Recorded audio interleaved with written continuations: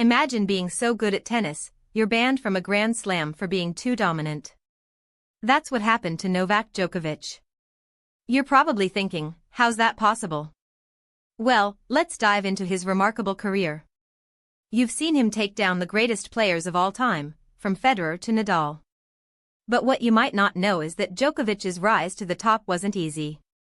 He grew up in war-torn Serbia, where tennis courts were a luxury. Yet, he practiced tirelessly, often hitting balls against a wall in his backyard. This dedication paid off when he won his first junior tournament at just 14. Fast forward to his pro career, Djokovic quickly made a name for himself, winning his first ATP title in 2006. But it wasn't until 2011 that he truly dominated the sport, taking home 3 Grand Slam titles that year. You're probably wondering, what changed for him that year? It all started with a new diet and training regimen. Djokovic cut out gluten, dairy, and refined sugars, and began practicing yoga and meditation. The result? A 43-match winning streak, the longest in the Open era. Now, let's talk about his epic rivalries. You've seen him go head-to-head with Nadal in some of the most intense matches in history. But what you might not know is that Djokovic has a winning record against the Spaniard on hard courts. This is where things get interesting, as Djokovic's next challenge was taking down Federer. The Swiss maestro had been dominating the sport for years, but Djokovic was determined to take his place at the top. Their rivalry was fierce, with both players pushing each other to new heights. But in the end, Djokovic came out on top, winning their last 5 meetings. You're probably on the edge of your seat, wondering what's next. Well, let's take a look at his record-breaking career.